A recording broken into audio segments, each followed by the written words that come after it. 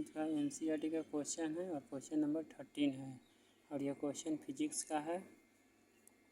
इसमें exercise solution है और यह क्वेश्चन जो दिया हुआ है वह बुक में एनसीईआरटी का चेंजिंग हुआ है, वह न्यू वाले बुक का है।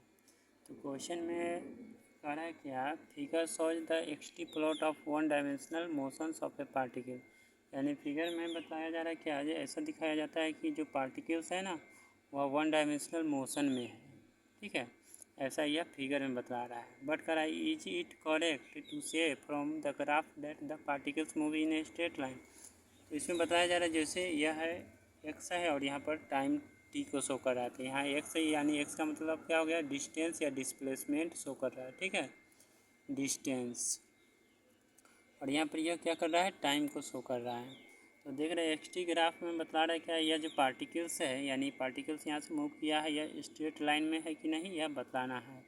और टी लेस देन जीरो, यानी कहने का मतलब है टी जो है जीरो से कम है और पैराबोलिक पथ पे पार्टिकल्स जो हो गया है वह पैराबोलिक पथ पे है। तो अगर यह पार्टिकल्स पैराबोलिक पथ पे है तो टी जीरो से ज़्यादा है। तो कह रहा है if not suggest suitable physical context for this. कह रहा है अगर यह सही नहीं है तो एक अपना सजेशन बतलाना है क्या है फिजिकल कॉन्टेक्स्ट के लिए। तो दोनों कंडीशन में देख रहे हैं मतलब टी जो है लेस जीरो से कम है और टी ज़्यादा है। तो पार्टिकल्स, तो कहने का मतलब यहाँ पूछा जा रहा है स्ट्रेट लाइन पर, लेकिन स्ट्रेट लाइन पे तो है नहीं। तो दोनों कंडीशन में यह संभव है ही नहीं। अब पार्टिकल्स क्या हुआ है कि स्टार्टिंग किया है यानी इनिशियल पोजीशन से अब मूव करते करते वह आगे की तरफ किसी टॉप कंडीशन पे जाएगा। तो इसमें सिर्फ हमें दो कॉज लिख देना है इसका। ठीक है, तो इसमें देखना है क्या, क्वेश्चन में ही आंसर छिपा हुआ है। तो सबसे पहले क्वेश्चन में आंसर क्या छिपा हुआ है यह देखना है। तो यहाँ से लिखेंगे इट इज़ करेक्ट टू से, ठीक है, say from the graph that particles moves in a straight line. सबसे पहले ये लिख देंगे condition,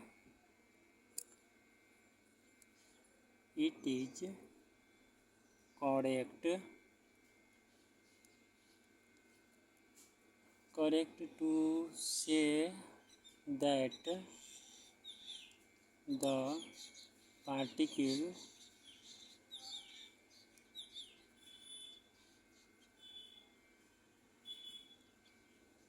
moves in a straight line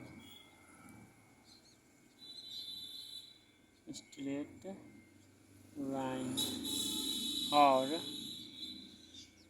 T less than zero, यानी टी जीरो से कम है तो वह कंडीशन क्या हो गया, निगेटिव का हो गया। ठीक है, लेकिन यहाँ पर क्या हो रहा है, ये बढ़ रहा है। ठीक है, नॉन यूनिफॉर्म मोशन में और यह बढ़ रहा है। लेकिन फिर यहाँ पर है जब when T greater than zero, यानी टी जो है जीरो से ज़्यादा है तो टाइम उस समय क्या होता है, यह पॉजिटिव कंडीशन शो करेगा। ठीक है, यानी स्टेबल है। तो इस कंडीशन में बतलाना है क्या है, if not suggest a suitable physical context. तो लिखेंगे x T graph can not show the path of the particles. लिख देंगे x T graph can not show